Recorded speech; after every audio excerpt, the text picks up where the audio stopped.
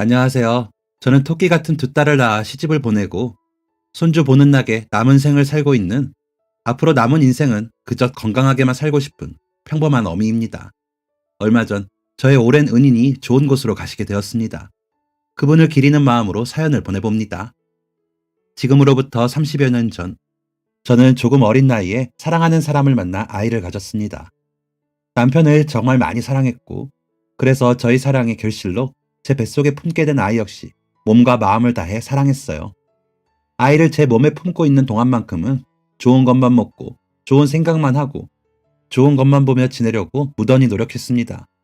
손발이 퉁퉁 붓고 몸이 힘들어도 곧 태어날 아가를 생각하면 그 어떤 고통도 견뎌낼 수 있었답니다. 사실 지금에야 이렇게 이야기하지만 그때 당시에는 몸이 너무 힘드니 뱃속에 있는 아이가 미울 때도 있었습니다. 제가 입덧이 무척이나 심했었거든요. 아마 이 이야기를 듣고 계시는 많은 어머니분들이 공감하실지도 모르겠네요. 아이를 가지기 전에는 입덧이라는 것에 무지해서 그냥 냄새가 지독한 음식이나 비위가 상하는 음식을 먹으면 속이 안 좋은 줄로만 알았습니다. 그런데 실제로 아이를 가져보니 그냥 평범한 음식은 물론 평소에 좋아하고 즐겨 먹던 음식들까지 모두 몸이 거부하는 듯한 상태가 되더군요. 조금 울렁거리고 잠깐 메스꺼운 정도가 아니라 냄새만 맡아도 헛구역질이 마구 올라와 도저히 밥상 근처에 갈 수가 없는 날들의 연속이었습니다. 지금은 입덧 주사이니 뭐니 좋은 해결책이 많이 생겨서 훨씬 좋아졌다고는 하지만 그때 그 시절에는 그런 것 없이 온전히 산모가 견뎌야 하는 것들이었죠. 제가 그 당시에 가장 마음 편하게 먹을 수 있었던 것은 알밤이었습니다. 저희 고향에 밤나무들이 즐비했었는데 어린 시절 기억 때문인지 입맛이 당기더라고요. 고향까지 가서 알밤을 구해온 것은 아니었지만 남편이 시장 여기저기를 돌아다니며 구해온 알밤이 어찌나 맛있었는지. 다른 음식들은 입에도 못 대고 알밤으로 한동안 끼니를 때웠습니다. 이것만 먹어도 정말 괜찮은 건가 싶어서 다른 음식들을 억지로 조금씩 먹기는 했지만 걱정과는 달리 뱃속의 아이는 쑥쑥 자라주었어요. 이거 참, 나중에 태어나면 이름을 알밤이로 지어야 하나 고민이네. 당신 아이 낳고 나면 한동안 알밤은 거들떠도 보기 싫은 거 아니야? 빨리 입맛이 돌아와서 좋은 거 많이 먹여야 하는데 내가 해줄 수 있는 게 없어서 미안하다. 아이고, 미안하면 그놈의 회식 좀 그만하고 집에 좀 일찍 들어와. 나중에 알밤이 태어나면 아빠를 술 냄새로 알아보겠다. 알겠어 여보, 노력할게. 아, 김 과장이 하도 술을 좋아하니까 집에 마누라 배불러서 힘들다고 말을 해도 장가도 못 간 노총각이 그런 거 이해를 하나? 그놈의 김 과장, 김 과장. 진짜 인간이 왜 그러나 몰라. 내가 뱃속에 알밤이만 아니었으면 나쁜 말 왕창 했을 텐데. 어? 어이구 어이구, 여보, 얘 봐라, 발차기 한다. 힘차다 아주. 정말? 어디 봐. 오, 어떡해. 우리가 하는 말 다 듣고 있나 보다. 우리 아기도 김 과장이 영 마음에 안 드나 보다. 우쭈쭈 우리 아기, 나중에 까꿍하고 나와서 몹쓸 과장님 엄마 대신 혼내줘. 아가야, 미안하다. 아빠 목소리 들려? 응? 아이의 발길질은 참 신기했습니다. 몸이 점점 무거워지고 배가 남산만하게 부풀어 올라 제대로 걷기도, 제대로 앉거나 누워있기에도 힘들어졌을 때에 지친 엄마를 달래기라도 하듯 한 번씩 뻥뻥 발길질을 하며 제게 말을 걸어왔어요. 만삭이 될 때까지도 사회생활이라는 명분 아래 술자리를 피할 수 없었던 남편 때문에 밤마다 참 많이 울기도 했었는데, 그럴 때면 엄마의 마음을 다 알기라도 하는 듯 뱃속에서 신호를 보내는 아이에게 큰 위로를 받았어요. 울다가도 금세 웃고 미소 짓게 하는 제게는 정말 소중한 아이였습니다.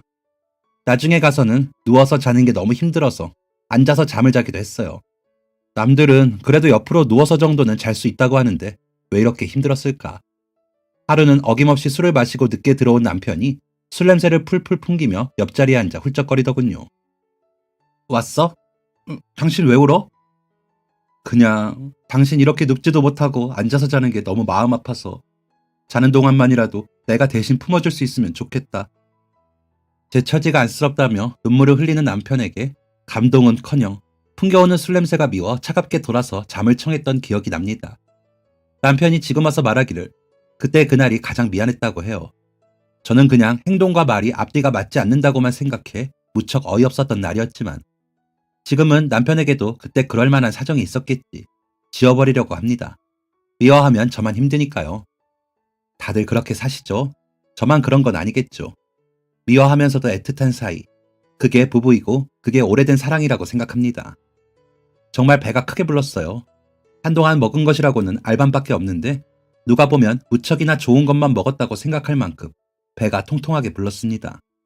그렇게 쑥쑥 자란 아이는 예정일이 지나도록 나올 생각을 하지 않았고 저희 부부는 애가 타기 시작했습니다. 주위에서는 그저 원래 첫째는 좀 늦게 나온다는 말씀들을 하며 저희의 불안한 마음을 다독이셨어요. 불안한 마음으로 잠을 청하던 어느 날 밤, 시간은 자정을 훌쩍 넘어 새벽 3시를 향해 가고 있었습니다. 진통이 시작됐어요. 그때 당시 자가용이 없었던 저희 부부는 급히 택시를 잡기 위해 길가로 나섰습니다. 뜨문뜨문 찾아오는 진통에 머리가 새하얘졌지만 무슨 정신으로 걸어나갔는지 모르겠어요. 겨우 남편에게 몸을 의지한 채 지나가는 차들을 향해 열심히 손을 흔들어봤지만 택시는 잡히지 않았습니다. 남편은 급한 대로 근처 공중전화에서 119에 도움을 요청했어요. 저는 근처 계단에 눕다시피 몸을 기대고 빨리 구급차가 와주기를, 그 사이 지나가는 택시가 한 대만이라도 있어주기를 기도했습니다. 그때였습니다. 쌩 하고 지나가던 차 한 대가 급하게 후진을 해 저희 앞에 멈춰섰습니다. 이보세요. 저기요, 지금 무슨 상황이세요? 산모분 진통 시작된 거예요? 네, 지금 저희 아내가 진통이 시작됐는데. 어서 병원으로 가셔야죠. 여기 이러고 계시면 어떡합니까? 네, 맞아요. 맞는데 지금 택시가 없어서 급한 대로 119에 전화하고 기다리는 중입니다. 아우, 일단 타세요. 차에 타고 있던 남자는 자리에서 내려 뒷자리 문을 활짝 열고 남편과 함께 저를 부축했습니다. 그때 저와 남편을 뒷자리에 태우고 악셀을 밟던 그 차량의 엔진 소리가 꼭 영화에 나오는 스포츠카 소리 같았던 기억이 납니다. 우리 산부인과로 가주세요. 시내 거기 말씀이시죠? 어딘지 압니다. 진통 온 지 얼마나 되셨어요? 정신이 없어서 20분 정도 된 것 같아요. 아우, 술 냄새. 선생님, 설마 약주하셨어요? 직장 생활하다 보니 부끄럽습니다. 그날 밤에도 회사에서 술을 마시고 들어온 남편이 원망스러워 미칠 지경이었는데 그 와중에 따끔하게 한마디 해주시는 그분이 어찌나 고맙고 통쾌했는지 모릅니다. 동시에 부끄럽기도 했지만요. 전까지는 남편이 어느 정도 안쓰럽기도 했었는데 진통이 시작되니 안쓰럽고 말고 그냥 밉기만 하더라고요. 차는 정말 쌩쌩 달렸고 중간에 진통이 찾아왔을 때는 그분이 제게 호흡하는 법을 알려주기도 했습니다. 후 하고 뱉으시고 네, 잘하고 계세요. 조금만 참으세요. 거의 다 와갑니다. 감사합니다. 정말. 어떻게 연락처라도 주시면 살해하겠습니다. 남편은 제가 손을 꼭 쥘 때마다 제 마음을 대변하기라도 하는 듯 그 남자분에게 감사 인사를 건넸습니다. 네? 아니요, 괜찮습니다. 구급차 부르셨다면서요. 저도 소방관입니다. 지금 이 차가 구급차라고 생각하세요. 안 그래도 출근하는 길이었거든요. 그러니 살해는 정중히 사양하겠습니다. 그래도 연락처 한번 남겨주세요. 아닙니다, 정말. 저희 와이프도 곧 출산을 앞두고 있거든요. 남일 같지 않아서 그렇습니다. 차량은 평소 제가 다니던 인근 산부인과에 도착했습니다. 그분은 그 길로 돌아가시기는커녕 남편과 함께 저를 부축해서 병원까지 함께 가주셨어요. 지금 산모 상태가 위급하니까 빨리 큰 병원으로 가셔야겠습니다. 제일 가까운 병원이... 제가 압니다. 이것저것 확인하고 준비를 하던 와중 의사 선생님께서는 제 상태가 위급해졌으니 빨리 큰 병원으로 가야 한다는 청천벽력 같은 말을 하셨고 그때부터 분위기는 더욱 심각해졌습니다. 달려왔던 속도보다 더 빠른 속도로 저와 아이를 실은 차가 시내를 달렸습니다. 아이의 다리가 몸 밖으로 나오다 걸려 저와 아이의 목숨이 위험한 상황이었습니다. 제가 구급대원이라 가는 길에 응급조치가 필요하면 할 수 있습니다. 근데 지금 남편분이 약주를 하셔서 혹시 병원에 운전 가능하신 분 없으실까요?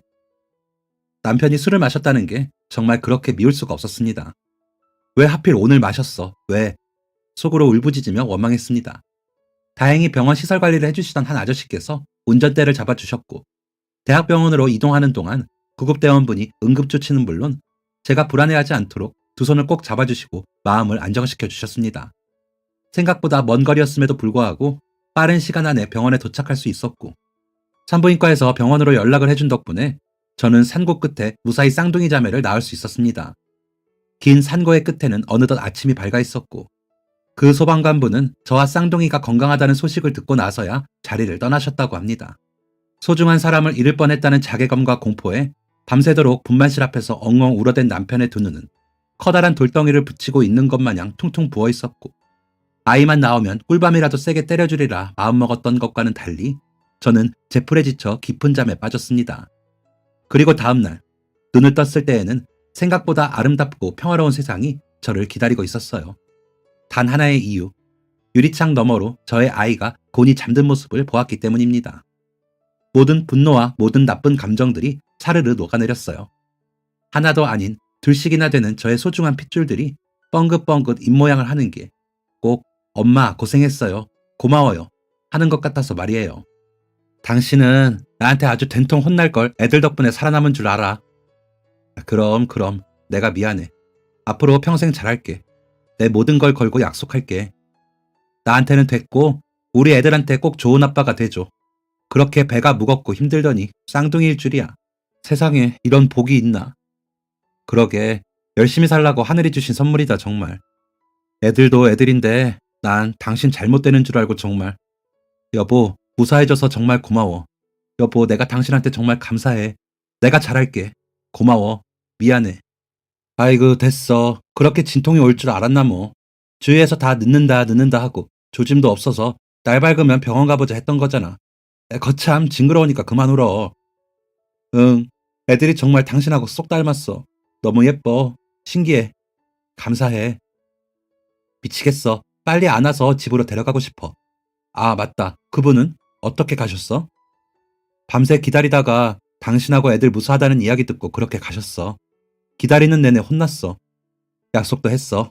둘 다 멋진 아빠가 되자고. 어찌나 고맙고 감사하던지. 근데 아주 싹싹 빌어도 연락처를 끝내 안 주고 가시더라. 당신 괜찮아지면 나중에 소방서로 전화해보려고. 정말 그분 아니었으면 어떻게 됐을지 생각하니 또 눈물이 난다. 꼭 전화드리자. 찾아뵙자.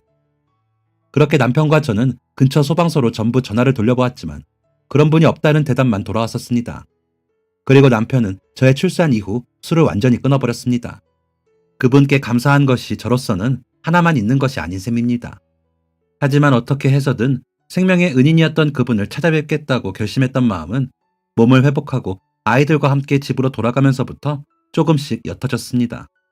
정말 멈추지 않고 번갈아가면서 울어대는 아이들을 돌보는 것만으로도 벅찼어요. 저희 친정엄마는 전화를 할 때마다 쌍둥이라 복받았다고 말씀하시면서도 말 끝에는 늘 한숨과 함께 한마디씩 하셨습니다. 갓난아이 하나로도 작은 네 몸 힘들고 고단한데 둘씩이나 동시에 보려니 얼마나 망가졌겠니. 마음이 찢어진다.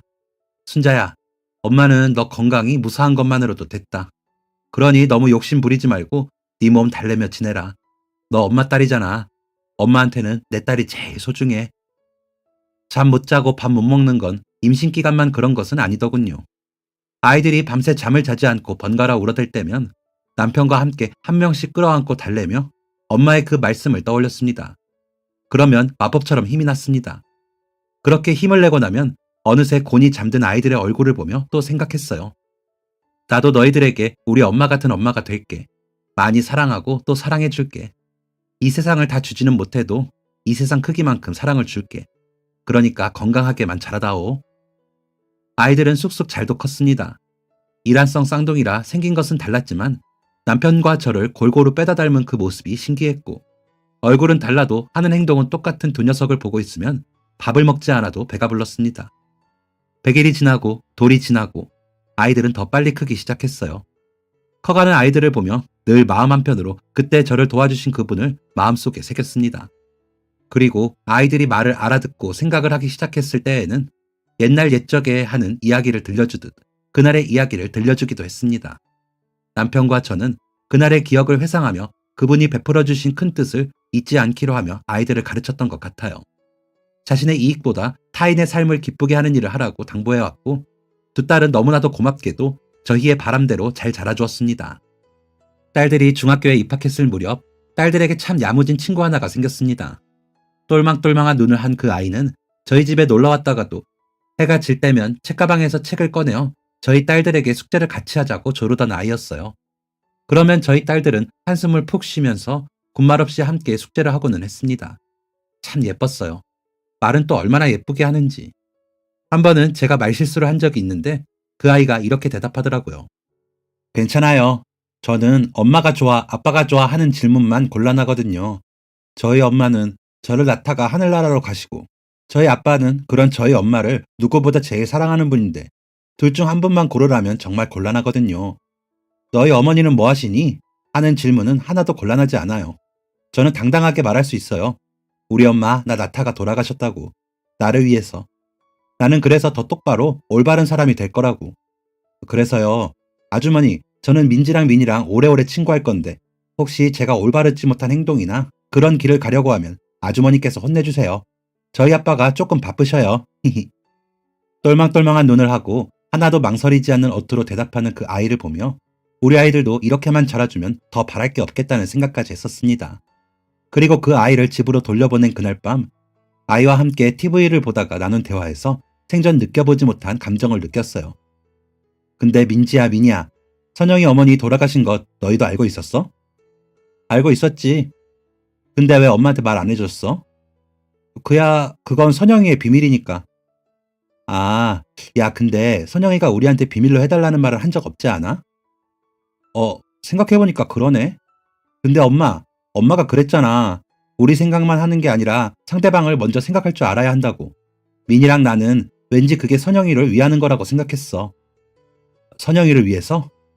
응. 선영이의 이야기를 우리가 친구라고 해서 마음대로 해서는 안 된다고 생각했어. 맞아. 그리고 우리 엄마한테 선영이 엄마 이야기는 중요하지 않을 것 같았어. 그래, 엄마는 선영이 어머니가 돌아가셨다고 해서 선영이가 다르게 보여? 응? 아니지. 그럴 리가. 거봐. 근데 그 이야기를 우리가 왜 해? 언젠가는 선영이가 직접 하게 될 텐데. 선영이도 우리랑 똑같은 평범한 중학생이야. 그치? 그래, 맞아. 우리 딸들. 앞으로도 그렇게 남을 먼저 생각하면서 살아야 해. 걱정 마. 근데 생각해보니까 그런 부분에서 선영이랑 우리가 잘 맞는 것 같아. 왜? 또 어떤데? 저번에, 민지 네가 말씀드려. 난 좀 부끄러워서 말 못하겠다. 나도 부끄러운데. 아니, 저번에 우리 셋이서 길을 가고 있었는데 어떤 할머니가 리어카를 힘들게 밀고 가시는 거야. 그래서 우리가 같이 쳐다보고 있었다? 근데 그 리어카가 우리를 불렀어. 자꾸 박스를 땅에 흘렸어. 딱 박스 하나가 땅에 떨어지자마자 우리 셋이서 눈이 마주쳤어. 그리고 달려갔지. 맞아. 아무 말 안 하고 그냥 눈만 마주쳤는데 동시에 달려가서 그 할머니를 도와드렸어.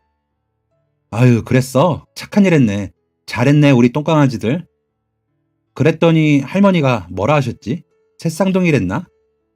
아니, 예쁜이 삼총사라고 하셨어. 그 이후로 우리는 삼총사가 됐어, 엄마. 아이들은 그때를 회상하는 듯 제잘제잘 저들만의 수다가 시작되었고 저는 아이들의 웃음소리를 배경음악 삼아 생각에 잠겼습니다. 이상하리만치 저희 아이들이 착하고 잘났다는 생각이 들지 않고 선영이라는 친구가 참 좋은 친구라는 생각이 들었습니다. 너희 삼총사 엄마 몰래 착한 일 했으니까 엄마가 상 줄게. 내일 선영이 데리고 집에 와라. 통닭 시켜준다.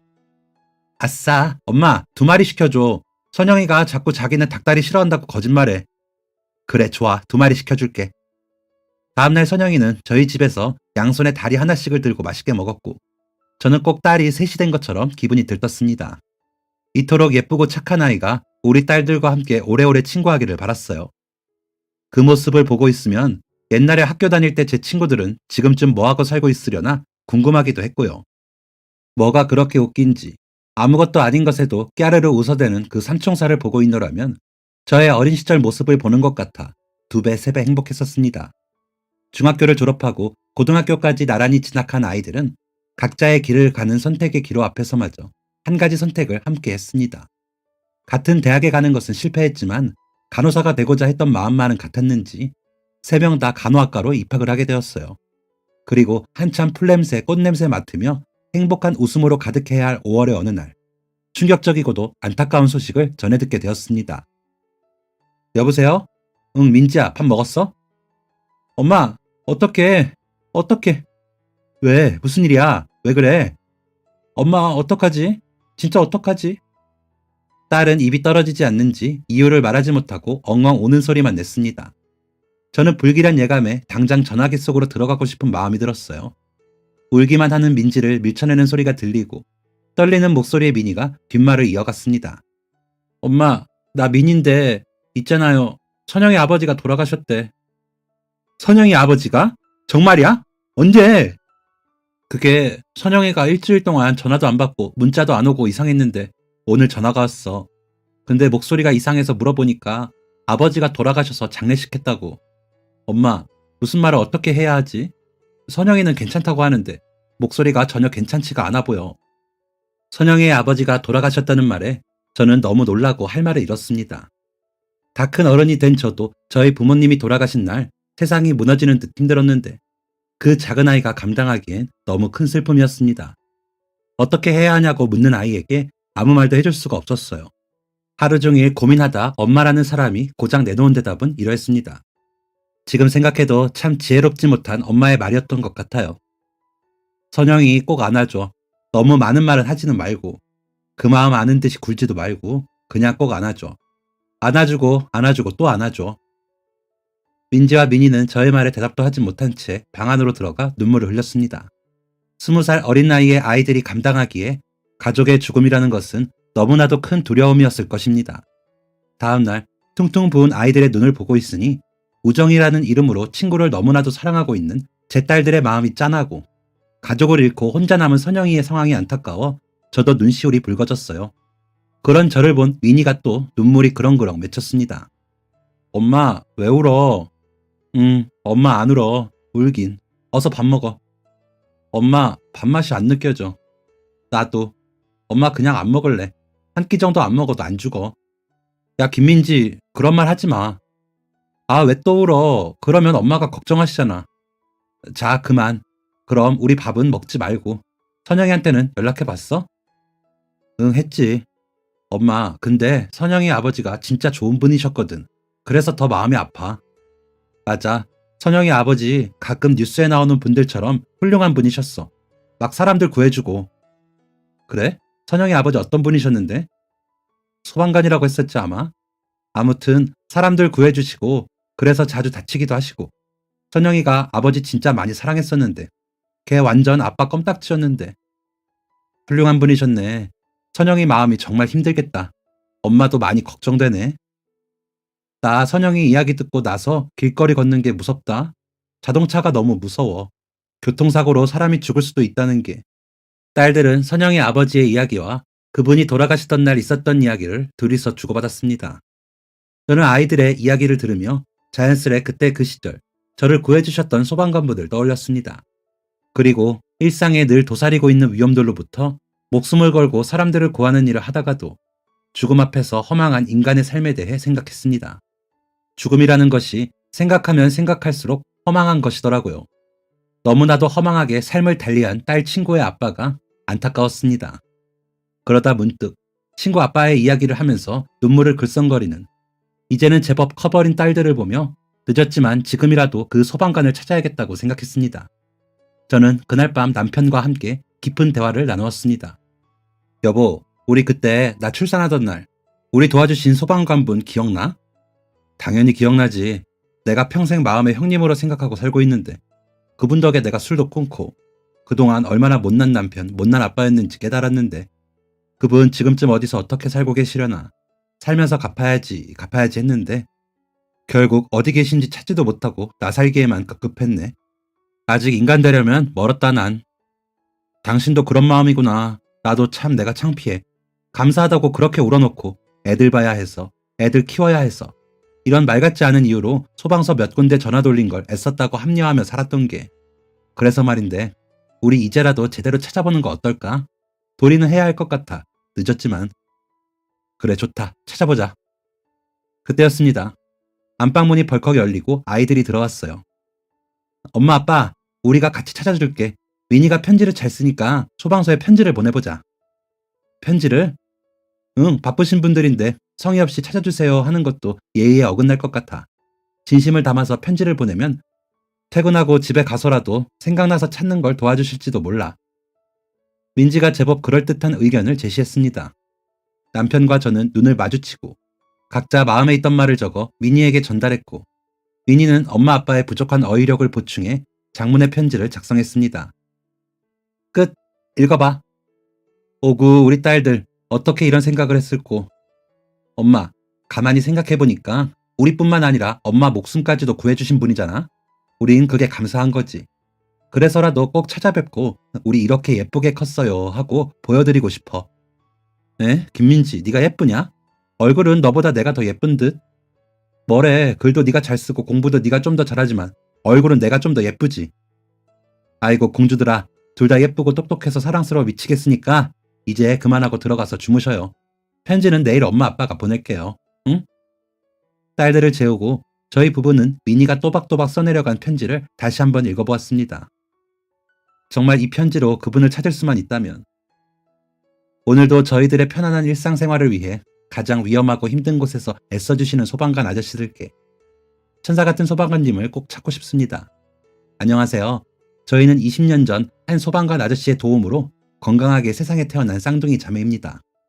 그분은 20년 전 3명의 여자를 구해주신 감사한 분입니다. 늦은 새벽 찾아온 진통, 자가용도 없고 택시도 없어 119를 기다리고 있던 저희 부모님에게 번개 같은 속도로 나타나준 슈퍼맨 같은 그분을 애타게 찾습니다. 처음부터 출산 때까지 모든 상황을 끝까지 지켜주신 그분을 저희는 한 번도 잊은 적이 없습니다. 시간은 벌써 20년이 흘렀지만 그때 베풀어주신 뜻깊은 마음 덕분에 저희 두 자매는 아저씨처럼 남들에게 도움이 되는 존재가 되고자 간호대학에 입학했습니다. 늦었지만 이제라도 은혜를 갚고 싶은 저희 가족들의 심경을 헤아려 부디 그분을 찾을 수 있게 도와주세요. 한 분 한 분 감사하지 않은 분이 없지만 그분만은 꼭 만나 뵙고 은혜를 갚고 싶습니다. 부탁드립니다. 혹시 예의에 어긋나는 부분은 없는지 몇 번을 읽어보고 나서야 그 편지를 보낼 수 있었습니다. 그리고 며칠 후 모르는 번호로 걸려온 전화에 마른 침을 꼴깍 삼켰습니다. 왠지 소방서에서 걸려온 것 같은 예감이 들었거든요. 여보세요? 소방서입니다. 혹시 홍순자 씨 되시나요? 네, 맞아요. 제가 홍순자입니다. 연락 기다리고 있었습니다. 아, 네. 보내주신 편지는 잘 받았습니다. 모두가 읽지는 못했지만 그때 당시 근무했던 당사자들에게 내용을 전달했고 그분을 찾긴 했는데요. 그분은 교통사고로 돌아가셔서 어떻게 해야 할지 저희도 참 죄송합니다. 편지를 읽자마자 많은 분들이 꼭 당사자를 찾아서 뵐 수 있게 해드리고 싶었는데 전화기 너머는 이내 침묵에 잠겼고 저는 아무 말도 할 수가 없었습니다. 예상치 못했던 이야기에 정말 머릿속에 아무것도 떠오르지가 않았어요. 너무 놀라고 또 허망한 마음이었습니다. 어떤 말도 더하지 못한 채 감사하다는 말만 남기고 전화를 끊었습니다. 놀라서 두근거리는 심장이 진정될 기미가 보이지 않았습니다. 그런데 전화를 끊고 보니 문득 설마 하는 마음이 들었습니다. 남편에게 덜컥 전화를 걸었습니다. 여보세요? 여보, 나 방금 소방서에서 전화가 왔는데. 왔어? 어떻게 됐어? 그게 그분을 찾기는 했는데 그분이 돌아가셨다네. 교통사고로. 아니, 어쩌다. 왜 하필. 근데 그게 그럴 리는 없지만 혹시나 설마 하는 생각이 들어서. 선영이 아버지 말이야. 선영이? 애들 친구? 설마. 애들한테 물어볼까 싶어서 당신한테 일단은 먼저 이야기할 것 같아서. 당장 물어봐. 애들 지금 집에 있지? 남편과 전화를 끊은 저는 집으로 돌아가 냉장고 문을 열고 있는 미니에게 물었습니다. 미니야, 너 혹시 선영이네 아버지 성함 알아? 갑작스러운 질문에 미니가 의아한 눈을 하고 말했습니다. 아니, 모르는데. 왜 그래 엄마? 민지는? 민지도 모르려나? 너 일단 선영이한테 전화 좀 걸어볼래? 선영이? 선영이 지금 민지랑 방에 있는데. 당황한 표정으로 미니가 방문을 가리켰고 방문을 열자 방 안에는 정말 두 사람이 앉아 이야기를 나누고 있었습니다. 저는 떨리는 마음으로 심호흡을 하고 선영이에게 물었어요. 선영아, 너희 아버지 성함이 어떻게 되시니? 혹시 박종자 원자. 소방서에서 알려주신 성함을 이야기하자 선영이의 눈이 깜짝 놀란 듯 구겨졌습니다. 그 표정을 보니 마음이 찢어졌습니다. 설마. 맞아요. 어떻게 하셨어요? 에? 아니, 그거보다 엄마가 선영이네 아버지 성함을 왜? 뭔데, 무슨 일인데? 이미 대답도 하기 전에 선영이의 표정에서 나오는 반가운 눈빛에 제 눈에서는 눈물이 주르륵 흘러내렸고 놀란 딸들이 달려와 저를 다그쳤습니다. 왜 이래? 왜 울어? 어떡하면 좋아. 그동안 이렇게 가까이에 계셨는데 그것도 모르고. 저는 선영이를 끌어안고 엉엉 울어버렸습니다. 진작 찾아볼 생각을 했더라면, 진작 생각했었다면 누구보다 가까이에서 그때 그 빚진 마음을 갚으며 지낼 수 있었을 텐데 한참 동안 아이들에게 어떤 설명도 하지 못하고 눈물만 흘렸습니다. 당황해서 어쩔 줄 몰라 하는 선영이를 품에 꼭 끌어안고 말이에요. 그야말로 망연자실이었습니다. 민지는 제가 선영이를 끌어안으며 하는 말에 눈치를 챈 듯 두 손으로 얼굴을 가리고 방을 뛰쳐나갔습니다. 한참 동안 영문도 모른 채 품에 안겨 저를 토닥여주던 선영이에게 진실을 이야기했습니다. 그렇게 이제 갓 20살이 된 3명의 딸들과 한참 어른이 되고도 눈물 하나 주체하지 못하는 못난 엄마가 함께 서로를 끌어안고 엉엉 울고 나서야 날이 저물었습니다. 울다 지쳐 잠들어버린 다 큰 딸 셋을 나란히 눕혀두고 방을 나와 남편에게 소식을 전했습니다. 충격에 입이 떨어지지 않는 건 남편 역시 마찬가지인 듯 했습니다. 바보처럼 그제야 뒤늦게 그분의 묘지를 찾았습니다. 예쁜 딸들과 함께 평소 좋아하셨다는 과자와 과일을 사들고서요. 술을 한 잔도 하지 않으셨다는 선영이의 말을 듣고 물처럼 마시기 좋은 음료 한 잔을 따르고 남편이 이야기를 시작했습니다. 형님, 저 누군지 기억하십니까? 준식입니다. 형님, 제가 형님 만나면 제일 첫 번째로 자랑하고 싶은 것이 있었는데 제가 칭찬받고 싶었는데 말이에요. 저 술 끊었습니다. 형님처럼 좋은 남편, 좋은 아빠가 되고 싶어서요. 근데 저 칭찬해 주시지도 않고 벌써 이렇게 가시면 어떡합니까? 제가 못나서 저 살기 바쁜 이기적인 놈이라서 감사하다고 입이 닳도록 말해놓고 정작 찾아뵙지 못해서 죄송합니다. 그리고 너무 죄송하게도 저희 가족이 너무 행복하게 잘 살고 있습니다. 지금처럼 이렇게 잘 살 수 있는 건 전부 다 형님 덕분인데 어떻게 이렇게 빨리. 남편은 따라두었던 음료수를 꼭 소주 마시듯 입에 털어버리고는 나머지 한 잔을 묘지에 뿌렸습니다. 입가에 묻은 음료를 닦아내는 척 왼손으로 눈물을 닦아내고 고개를 숙이는 남편을 보며 저도 어렵게 입을 열었습니다. 선생님, 20년 동안 그날을 한 번도 잊은 적 없어요. 그런데 이렇게 고인이 되셨다는 말을 듣고 너무 가슴이 아팠습니다. 저희가 너무 늦게 와서, 아니 너무 늦게 알아버려서 죄송합니다. 이렇게 가까운 곳에 계시는 줄도 모르고 그냥 딸 친구로만 그렇게 생각했는데 이렇게 가까이 계신 줄 알았더라면 정말 저희가 너무 멍청했습니다, 선생님. 선생님 덕분에 저희 두 딸은 너무 건강하고 똑똑한 대학생이 되었고 저도 평범한 엄마가 되어 아이들을 키우고 있습니다. 어렸을 때부터 자주 선생님 이야기를 들려줘서 그런가 애들이 선생님처럼 남들에게 도움이 되는 일을 하고 싶다고 간호사가 될 거래요. 아직 간호사가 되려면 많은 관문이 남아있지만 이 아이들은 왠지 해낼 것 같아요. 선생님이 그때 아이들의 꿈을, 아이들의 미래를 터주셨잖아요. 애들 우는 게 벅차서, 그니까 또 키우는 게 벅차서, 사는 게 벅차서 선생님을 마음속으로만 새겨두고 일찍 은혜를 갚지 못한 저희를 용서하세요. 감사하고 또 감사합니다. 선영이는 걱정 마세요. 저희가 있잖아요. 저희가 꼭 끝까지 가족 같은 마음으로 지킬게요. 그날 선생님이 그러셨던 것처럼. 그 후 저희 부부는 엄마도 아빠도 잃고 혼자가 되어버린 선영이를 딸처럼 챙기기로 했습니다. 별다른 결심이 있었던 것도 아니고 그냥 자연스레 그렇게 되더라고요. 20살의 어린 나이에 혼자 살게 된 선영이에게 반찬을 해보내는 것부터 딸들과 같은 적금 통장을 만들고 정말 딸처럼 챙겼어요. 이제와 솔직히 말씀드리자면 딸들한테 하는 것보다 선영에게 조금이라도 더 챙겨주려고 했던 것 같습니다. 그런 저의 행동이 부담스럽거나 거부감이 느껴질 수도 있었을 텐데 너무 착한 선영이는 그저 예쁘게 받아주고 서슴없이 저희와 함께 해주었어요. 그러다 보니 정말 엄마와 딸이라도 된 것 마냥 가까워지게 되었습니다. 그렇게 세월이 흘러 너무 감사하고 기특하게도 3명의 딸들은 나란히 간호사가 되었습니다. 어떻게 그렇게 꿈까지 같았는지 모르겠지만 나란히 간호사가 되어 앞으로도 쭉 함께 할 거라는 그들의 약속이 얼마나 고마웠는지 몰라요. 바쁘고 피곤한 하루를 보내면서도 세 사람은 꼭 쌍둥이처럼 함께였고 저희 부부는 우리가 새 쌍둥이를 낳았나 하며 행복한 농담을 하기도 했습니다. 그리고 아이들이 28이 되던 해 3명의 딸들 중 가장 먼저 선영이가 결혼선언을 했습니다. 푸근하고 선한 인상에 마음이 갔던 저희의 첫째 사위는 초등학교에서 학생들을 가르치는 선생님이었습니다. 자네, 술은 좀 하는가? 죄송합니다. 제가 술을 안 합니다. 그래. 처음 사위를 만났던 날 남편은 다짜고짜 술을 할 줄 아냐고 물었고 술을 하지 않는다는 대답이 들려오자 흡족한 얼굴로 제게 말했습니다. 더 볼 것 없이 훌륭한 자를 데려왔어. 우리 선영이가.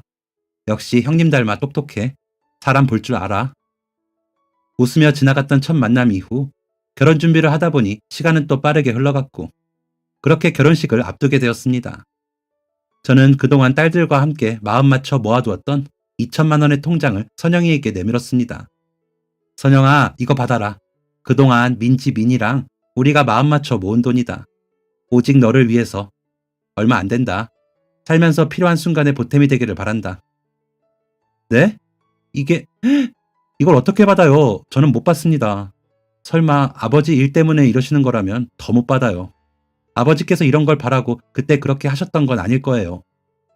선영이는 얼굴이 새파래져서 거절했습니다. 예상은 하고 있었지만 막상 거절을 당하니 마음이 서운했습니다. 가슴이 시큰한 것이 그제야 알았습니다. 제 마음은 이미 그때 그 소방관 선생님에게 은혜를 갚고자 하는 마음을 넘어서서 진짜 이 아이를 딸로 생각하고 있었다는 것을요. 입안에서 웅얼대는 말을 고르고 골라 고심 끝에 선영이의 손을 잡았습니다. 선영아, 네가 거절하니까 내 마음이 서운하다. 네가 듣기에 어떨지 모르겠지만 분명 우리가 이 돈을 모을 때에는 너희 아버지께 은혜를 갚으려 시작한 것이었는데 방금 내가 깨달았다. 그런 마음으로 모은 게 아니었다는 걸. 아마 네가 거절한 걸 알면 민이, 민지도 서운할 거야. 아저씨도 마찬가지고. 우리 모두 너를 가족으로 생각해서 진짜 가족이라 여겨서 똑같이 했을 뿐이다. 그러니 서운하게 거절 말고 받아주겠니? 너도 우리를 가족으로 생각한다면 말이야. 선영이는 저의 대답에 한참을 망설이다가 저를 꼭 끌어안았습니다. 어머니, 언제 이렇게 자꾸 야위셨어요? 제가 이 돈으로 어머니, 아버지 몸에 좋은 거 평생 사드릴게요. 그러니 서운해 마세요. 저도 그동안 얼마나 진심으로 대해주셨는지 다 아는데 저한테도 두 분, 그리고 민지, 민이가 가족이었는데 서운해 마세요. 저 정말 잘 살게요. 행복하게, 두 분처럼. 그래, 잘 살거라. 그런데 선영아, 우리 몸에 좋은 거 안 해줘도 되니까 더 좋은 곳에 써라. 내 말 무슨 말인지 알지? 너한테 준 것들 그게 뭐가 됐든 우리는 우리한테 다시 돌아오는 건 바라지 않는단다. 진심이야. 너를 위해 그리고 너의 새로운 가족을 위해 그렇게 좋은 곳에 써. 부탁이야. 그렇게 선영이는 저희 네 사람을 눈물바다로 만든 결혼식을 올리고 저희 딸들도 하나둘 결혼을 했네요. 하나둘 둥지를 떠나보내고 나니 저희 부부의 얼굴에는 주름이 자글자글합니다. 그 사이 손자 손녀도 보고 요즘만큼 행복한 날이 또 있을까 싶습니다. 찬바람이 불면 가슴 한편이 괜히 시리다가도 다 자라서 행복하게 가정을 꾸린 자식들을 생각하면 언제 그랬냐는 듯 마음이 따뜻합니다. 그렇게 선영이가 그때 저희를 구해준 그분의 딸이라는 것을 알게 된 지도 어느덧 10년이라는 시간이 흘렀고 얼마 전 선영이로부터 아버지가 국립묘지에 안장되었다는 소식을 전해 들었습니다. 그동안 일반 묘지에 묻혀있던 선생님께서 국민소방영웅으로 추서돼 국립묘지에 안장되었다는 소식이었어요. 저희 가족은 뛸 듯이 기뻤습니다. 그날 그 자리에서 죽는 줄로만 알았던 쌍둥이 두 딸은 여전히 그 소방관께서 베풀어주신 큰 사랑을 갚아나가고 있는 일을 하고 있습니다. 그리고 받은 돈을 꼭 좋은 곳에 쓰겠다고 하던 선영이는 올해 저희가 준 2천만 원에 자기 돈 1,000만 원을 보태어 기부를 했습니다. 사실 그동안 말씀 못 드렸는데 위험천만한 아빠의 직업이 딸 된 입장으로서는 정말 싫었어요. 누구보다 멋지고 자랑스러운 아버지께 아빠가 소방관이라서 위험한 곳에 맨날 가는 게 싫다는 말로 상처를 주기도 했어요. 하지만 지금 아빠가 저를 보고 있다면 아빠에게 말해주고 싶어요. 아빠가 정말 자랑스럽다고. 우리 아빠가 소방관이라서 그때 그렇게 좋은 일을 해서 우리는 또다시 어려움에 처한 사람들을 도울 수 있게 되었다고. 선영이의 말이 꼭 그분이 하는 말 같아서 한참을 곱씹었습니다. 생각하는 것까지 어쩜 저렇게 예쁜지. 그 멋진 행보를 응원하지 않을 수 없었습니다. 지금 이 글을 쓰고 있는 이 순간에도 전국 곳곳에서 사고가 일어나고 그 사고를 막기 위해 많은 사람들이 고군분투하고 계십니다. 아무런 사고가 일어나지 않는 세상이라면 참 좋겠어요. 그러기 위해서 서로가 서로를 위하고 도울 줄 아는 사람들이 많아졌으면 좋겠습니다. 그런 따뜻한 세상이 왔으면 하는 마음으로 이 글을 마칩니다. 마지막으로 저희를 구해주셨던 세상에서 가장 멋진 소방관 박 선생님께 감사한 마음을 바칩니다. 지금까지 사연 들어주셔서 감사합니다. 사연이 재밌으셨다면 구독과 좋아요를 눌러주세요. 감사합니다. 안녕히 계세요.